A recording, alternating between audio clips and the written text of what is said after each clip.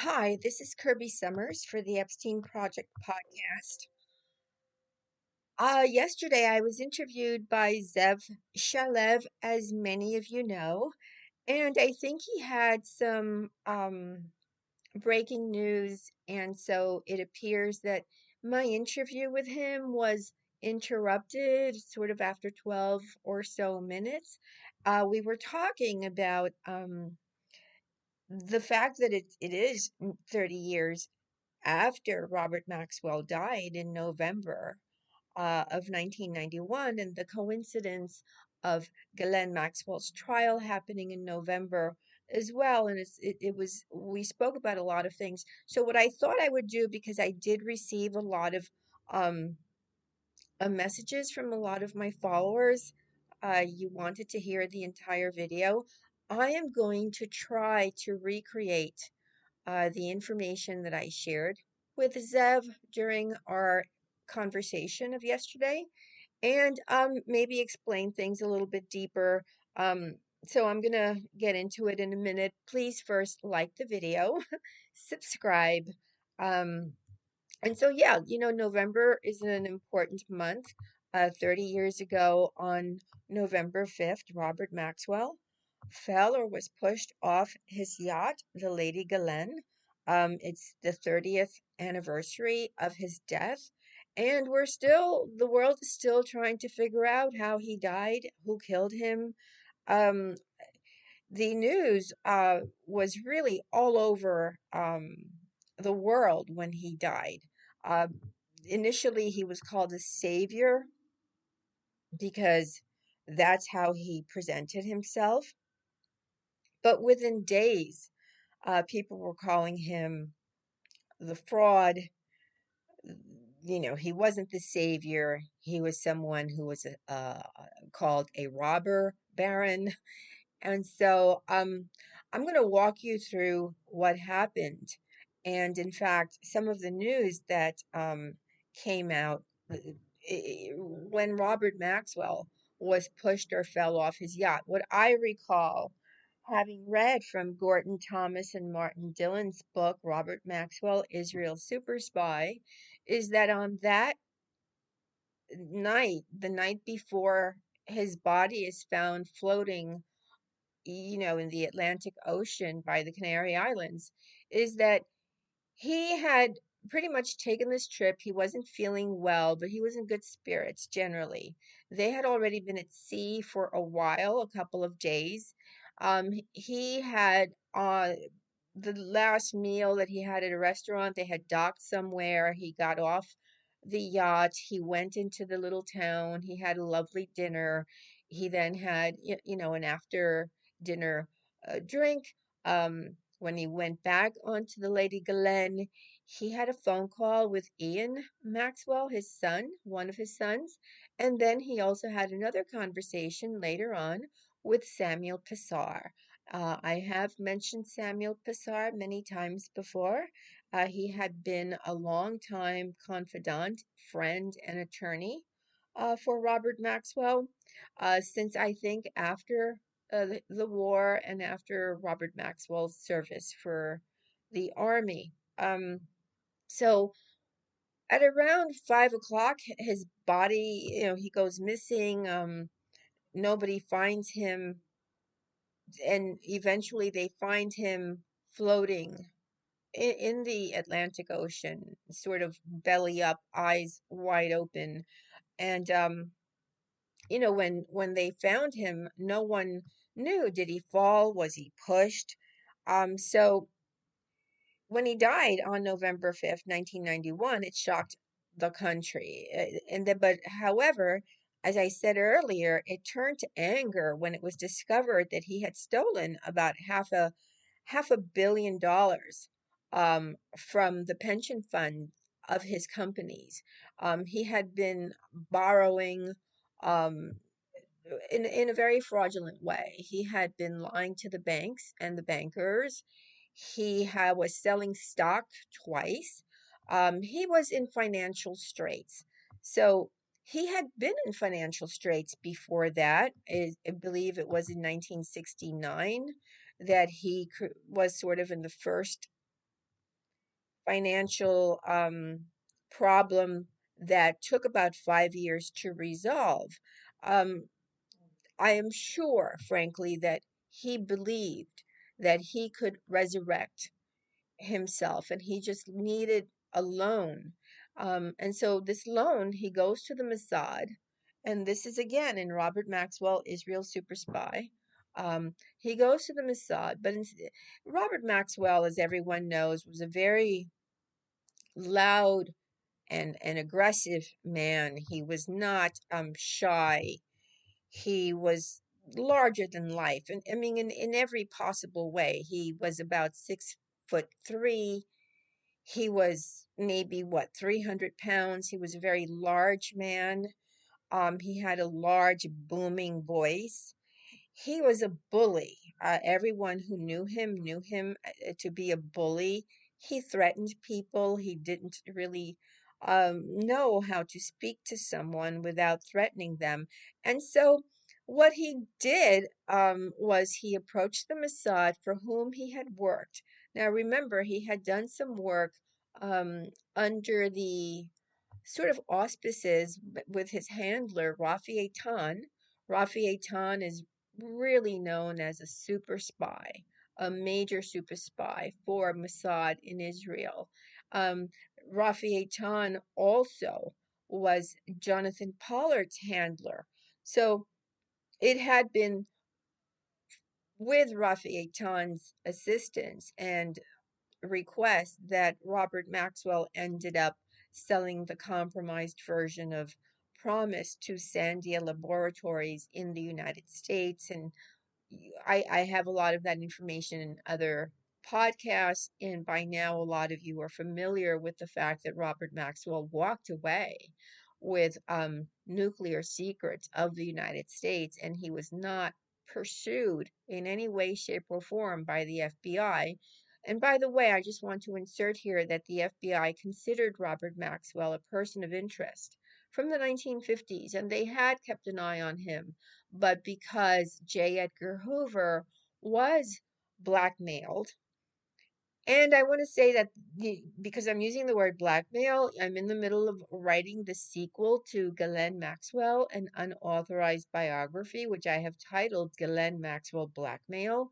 So blackmail is something that has been used throughout. Various governments use that. It's sort of government by blackmail. So Robert Maxwell was someone who believed in using blackmail. He, in fact, when he bribed Senator Tower to help him have access to Ronald Reagan's White House and to Sandia Laboratories, it wasn't just that he bribed him and paid John Tower $200,000 a year for consultation, and I'm putting that in air quotes.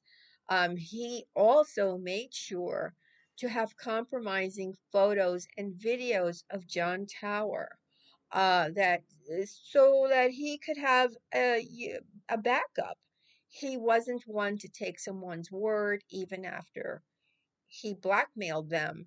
So he did have compromising videos. But he approaches the Mossad, and instead of saying, "Hey guys, I need a loan, I'm going to be fine," and no, he threatens the Mossad and says he's going to just reveal their secrets. And remember, one of those secrets is the theft of nuclear secrets of the United States.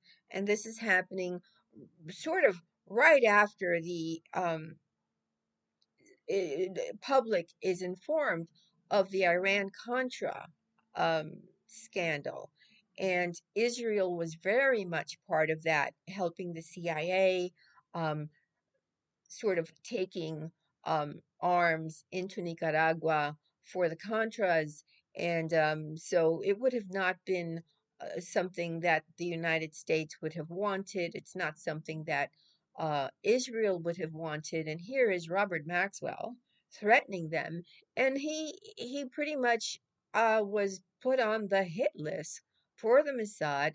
And again, if you read Robert Maxwell, Israel Super Spy by Gordon Thomas and Martin Dillon, they pretty much outline how it was done. And the way they got their information was they did speak to Rafi Eitan, his handler, and they spoke with other intelligence connected persons. They walked away fully convinced that he had been murdered uh, in order to keep him quiet. He had become a loose cannon. So the way it happened and the way I described in on Zev's show yesterday, and I don't know if this part aired or not, but five men were. It was a five-man team. They got onto a smaller boat when Robert Maxwell's Lady Ghislaine's yacht was near the Canary Islands. They slipped on board. Uh, Something was injected into the back of Robert Maxwell's neck. And we know that intelligence agencies have these um, sort of like, death tools. And one of them is, of course, an injection that cannot be traced. Uh, doesn't matter that Maxwell later had two autopsies, but whatever they injected him with would have made him unstable. However, he, speaking of the two autopsies, there was some problem with his, I believe it was the left shoulder. Let me just see which shoulder. Um, just give me a second, see if I could. Well, in any event, in one of his shoulders, there was like a lot of damage to one of his shoulders, and it indicated that when he fell overboard or was pushed overboard, um, he held on to the yacht uh, for as long as he could. And remember, he's a heavy man, so he couldn't hold on very longer. And if there's a drug in his system, he is going to just lose control. So then, basically, everyone's analysis is that he was, in fact, murdered, although the controversy 30 years later continues. Ghislaine Maxwell was very outspoken at the time, saying that she did not believe her father uh, would commit suicide, that he was not the type of person. And that's true. He was a very bombastic, bullying type of guy. He was not someone who would shrink away into fits of depression, although there were some psychiatric issues with him. And it's my belief, having examined Ghislaine Maxwell's life for my book, Ghislaine Maxwell, an unauthorized biography, that she, of all of the Maxwell children, is the one that really most closely resembles Robert Maxwell in temperament. I think that you guys have seen Ghislaine Maxwell's approach to having been put in jail. She's requested bail. My count is 6 times. It could be that Judge Nathan only took 4 of those seriously and only said no 4 times, but she's requested it 6 times bail.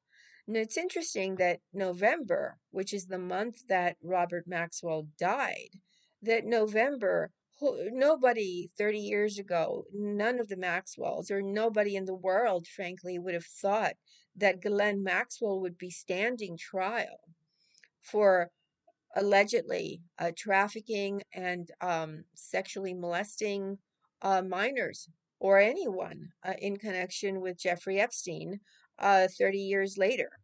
The jury selection pretty much is decided on the 15th of November, which is just a few days away, and her trial is scheduled to begin on the 29th.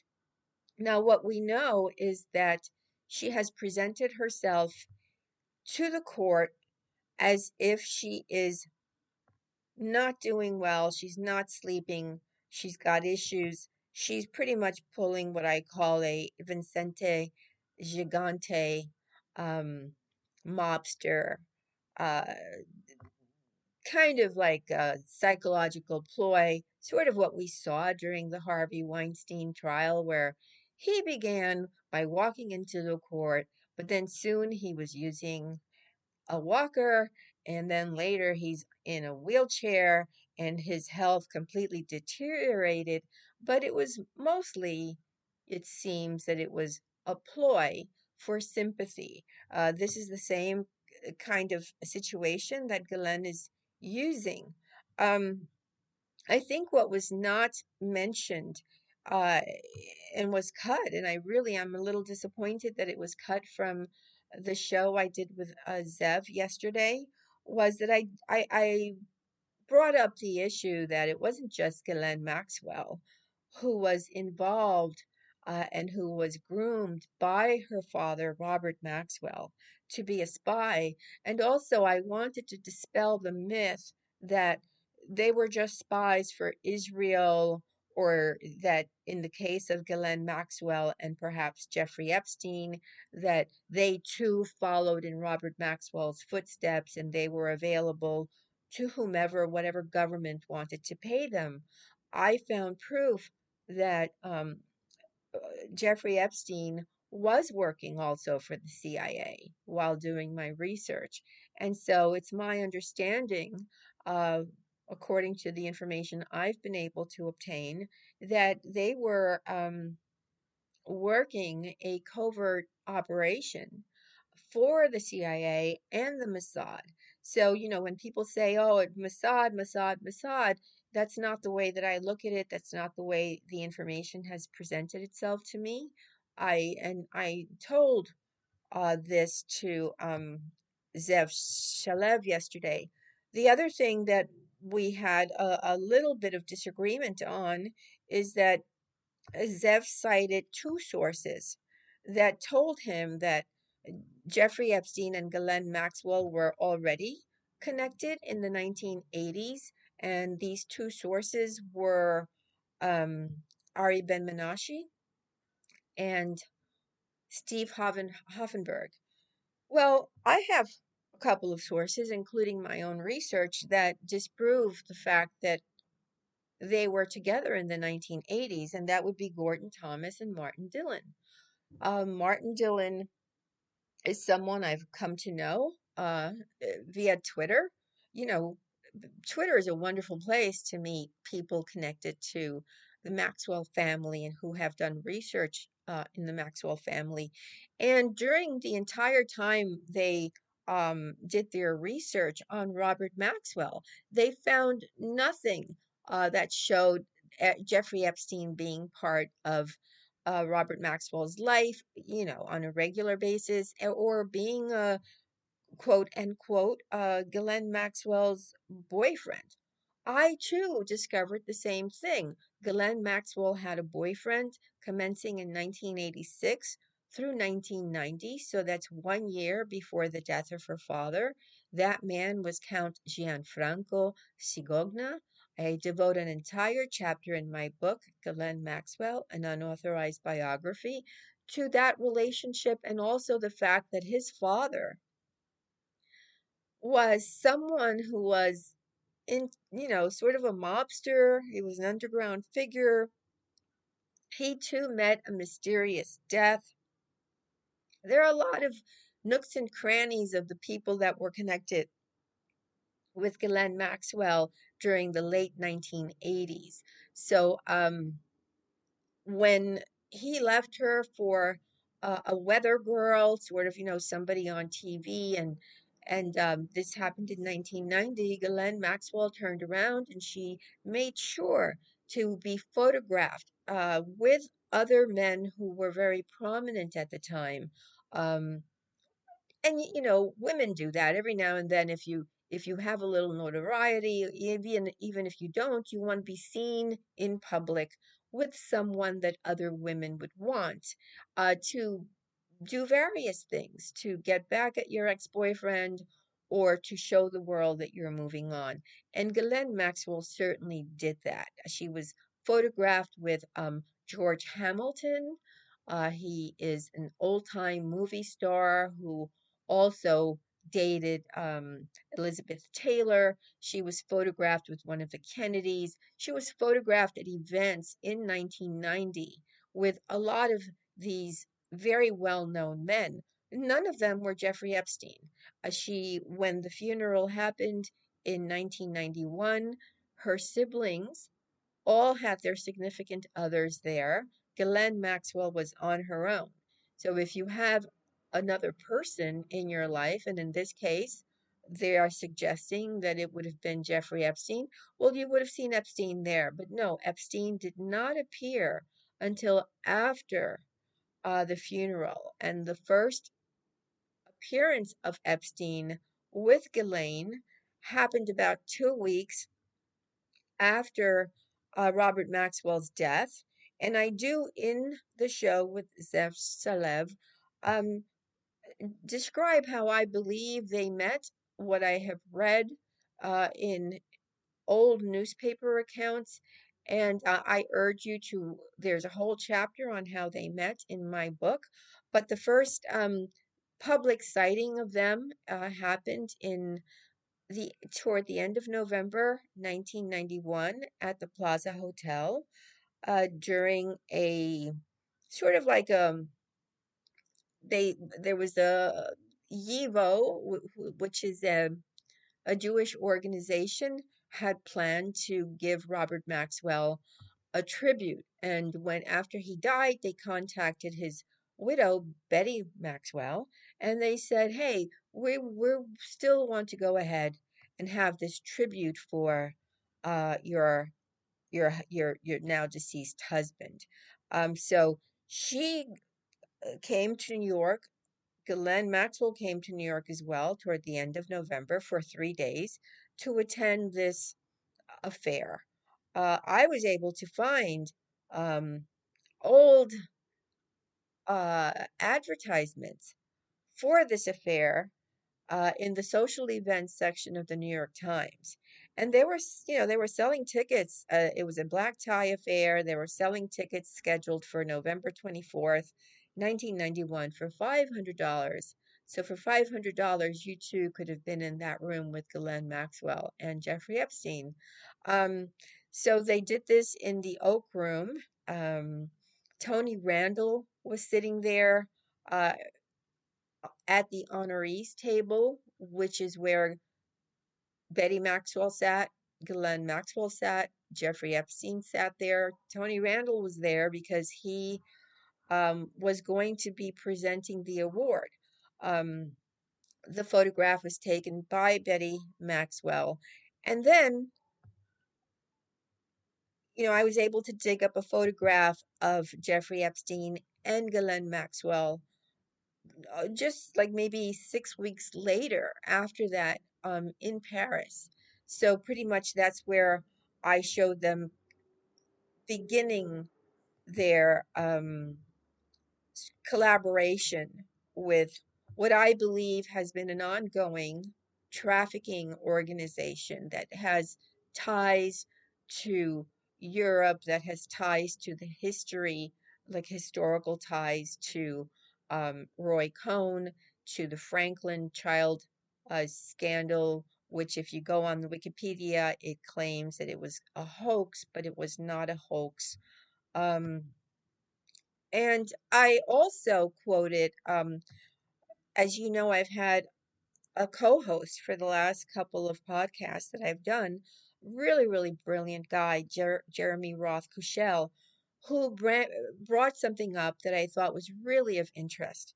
He had found information indicating that Kevin Maxwell and his brother Ian Maxwell worked for a company by the name of Nordex after Robert Maxwell died. Robert M- Maxwell used that company, which was connected to just, just really mobsters, like deep state mobsters. Grigory Luchansky, he's like the head of a criminal organization, and he was involved in smuggling nuclear weapons and money laundering. And he was also connected to Mark Rich, who's one of the founding partners of Nordex. And if you remember that name, Mark Rich, that's connected to Bill Clinton, who gave him a pardon. So all of these guys are interconnected, but it's interesting that after Robert Maxwell's death, Ian and Kevin would be given a job with Nordex, which is really a money laundering organization with deep connections into Russia.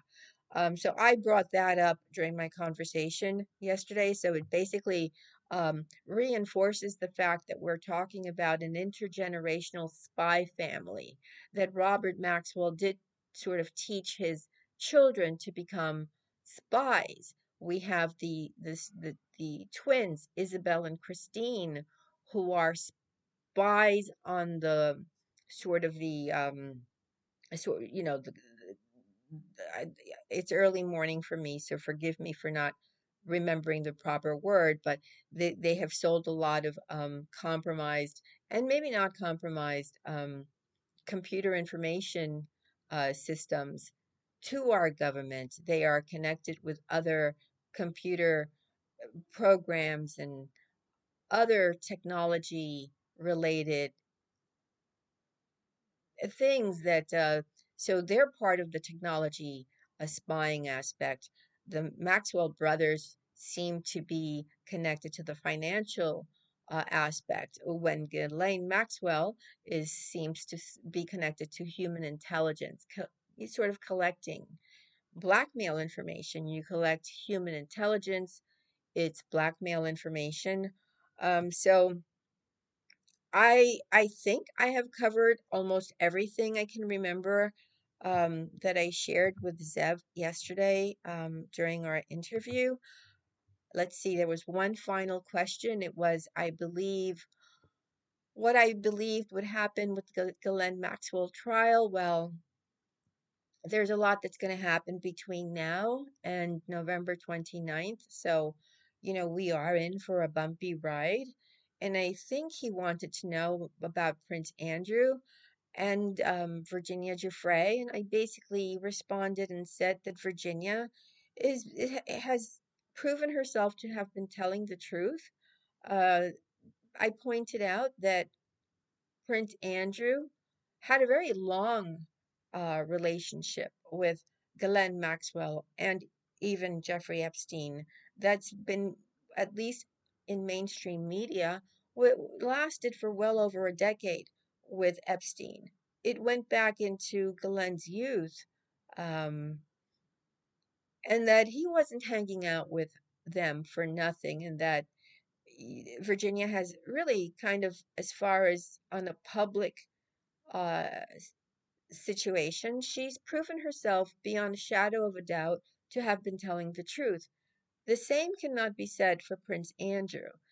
Prince Andrew appears to be tone deaf. He went and made this BCCI, whatever, BBC interview where he made a complete fool of himself. The whole world understood that he was sitting there lying and not being transparent. And then during the lawsuit that Virginia Giuffre has brought against him, uh, instead of being, it's hard to call Prince Andrew a gentleman, even in the hope of him behaving like a gentleman, because he has just been such a cad for decades. So it's difficult to use that word. But someone in his position, who's the son of Queen Elizabeth, well, gee, you would think that he would want this very big scandal to go away. So he appears to, have come out fighting and has declared that Virginia Giuffre is a money-hungry sex kitten, which again, it's kind of like the same thing with that ridiculous interview he did with Emily Maitlis. He has shot himself in the foot. These people, they can't stop getting into their own way. So that backfired on him. He received a lot of pushback from all of you. Thank goodness you're keeping such close eye on these nefarious characters, Prince Andrew and Ghislaine Maxwell. And by the way, I'm getting ready to close this, but Ghislaine Maxwell just did the same thing. Her attorneys attempting to portray Ghislaine in a way that would elicit sympathy instead, compared the situation with Hannibal Lecter.